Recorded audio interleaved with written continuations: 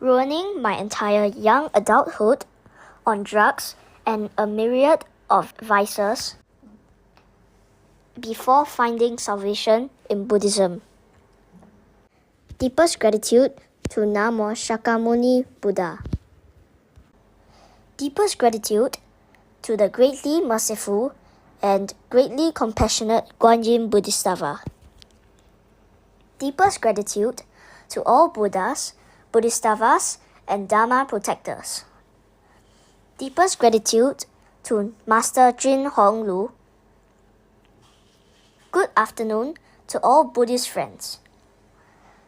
I'm deeply grateful to be given this opportunity to share my story about my drug-fueled young adulthood after falling prey to bad company at a tender age of 18. Completely sucked into the abysses, I was ignorant to the reverberations that awaited me, some of which continue to haunt me till these days, even though 20-odd years have come to pass. In the true sense of the word, my life is a wreck. As the youngest and the only son in a traditional Chinese family, I took advantage of my status to make ridiculous demands on my parents and sisters. Oftentimes, my sisters and parents had to be accountable for my wrongdoings. As a result, this has shaped me in an undesirable way, and unsurprisingly, character-wise, I was defiant and atrocious to say the least. At the tender age of 16, disregarding fervent objections from my parents and sisters, and longing for freedom, I made my way to Kuala Lumpur, the capital city of Malaysia, in 2000, to work, unknowingly setting foot on the darkest journey of my life. I befriended some bad hats. This echoes what Master Lu once said. You attract what your mind thinks. Desiring pleasure and instant gratification, nightclubs soon became my hangout joints after work. One day, out of the blue, an acquaintance said, "Hey, check this out and it will give you an awesome feeling." Curious and heedless, I popped the pills. For the first time, I became so high that I felt detached from reality and was hooked from that very moment onwards. This marked the beginning of my love affair with methamphetamine, a powerful and highly addictive drug that affects the central nervous system, and ecstasy, a synthetic drug with stimulant and hallucinogenic effects.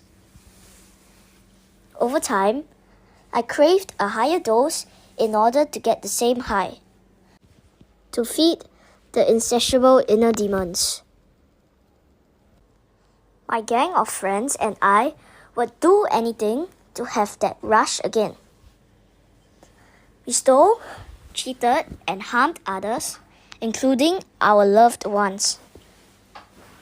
I was binge drinking and womanizing, and arm-twisted one of them to abort our child conceived out of wedlock.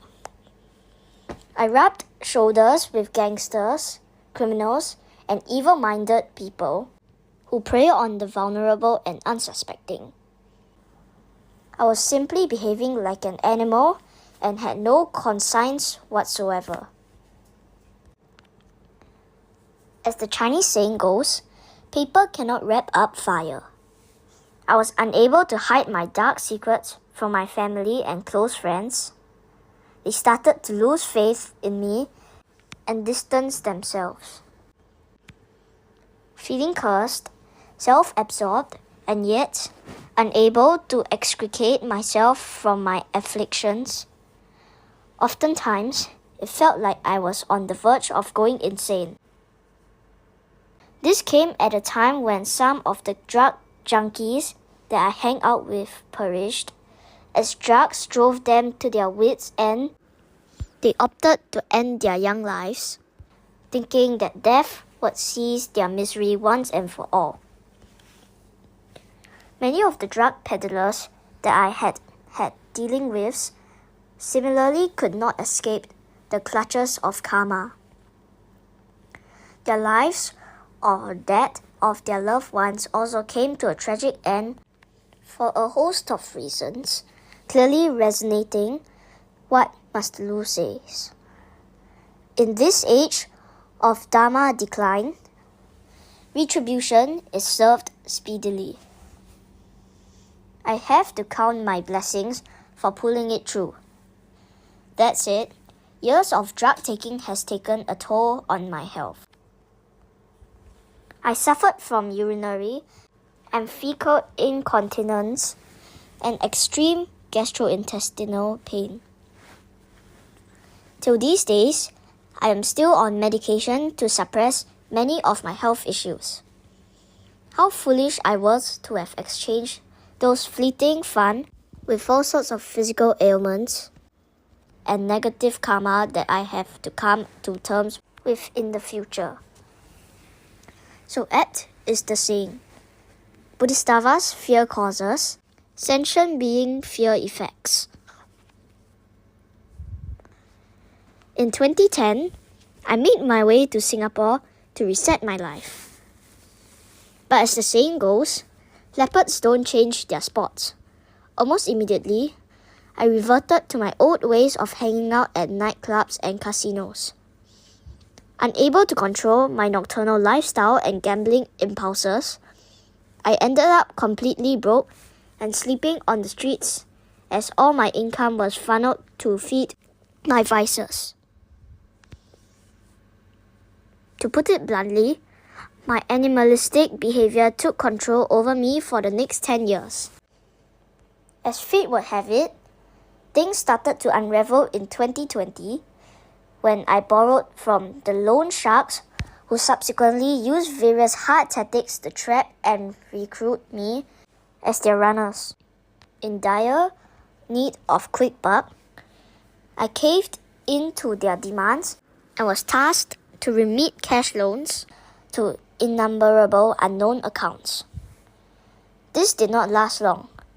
2 months into the job, the bank froze my bank accounts for investigation. I was called upon by the Criminal Investigation Department, CID, to give an account, and my admission of guilt was documented there and then. That was June 2020. Despite 2 decades of living a fearless life, this time I was shaken to the core. The officer in charge told me to wait for 3 months for them to decide their next course of action. Emotionally drained and having nowhere to turn to, one day, by chance, a testimony of someone who shared the same fate as me popped up on Facebook.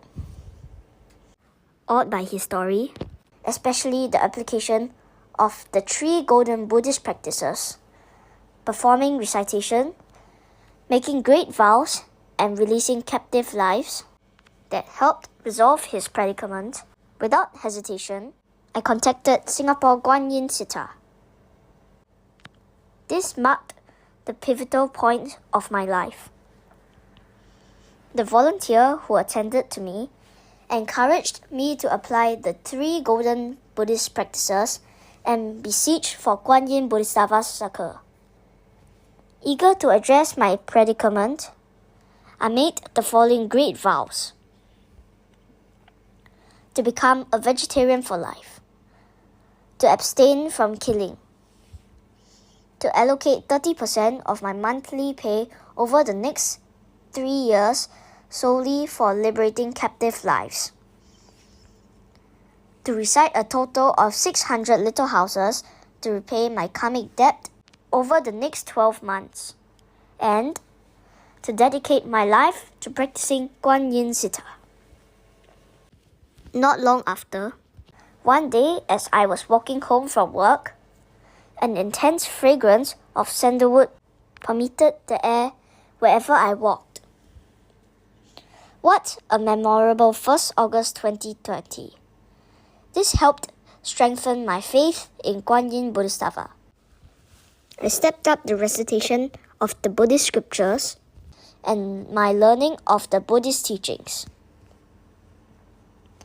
By then, it had started to hit me like a ton of bricks as to how far I had veered off the right path. No words will do justice to express my remorse. Many a time, I would tear up when reciting the 88 Buddha Great Repentance or when confiding in Bodhisattva. Knowing the gravity of the seeds of evil karma that I have planted in this life, in my prayer, I often implore, I've gone astray in the human wilderness and committed heinous deeds for so long. May the greatly merciful and greatly compassionate Guan Yin Bodhisattva not forsake me. I'm sincere to mend my ways.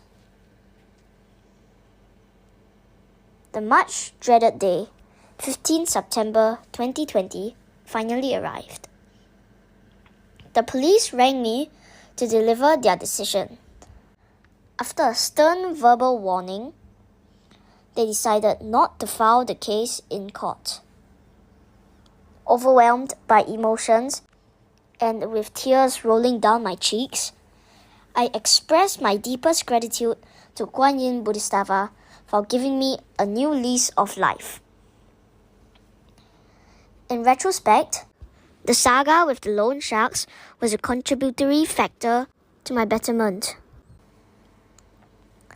Besides cutting ties with all the baddies that I used to hang out with, these days, I spend my leave days at the practice center. My once rocky relationship with my family has improved significantly. The transformation in me took everyone by surprise. With greater exposure to Master Lu's teachings gained through reading, online classes, and interactions with Buddhist practitioners at Singapore Practice Center, the past 1 year or so has been a fruitful one for my spiritual cultivation. I constantly remind myself that I have to remain steadfast in my spiritual practice in order to transform my destiny.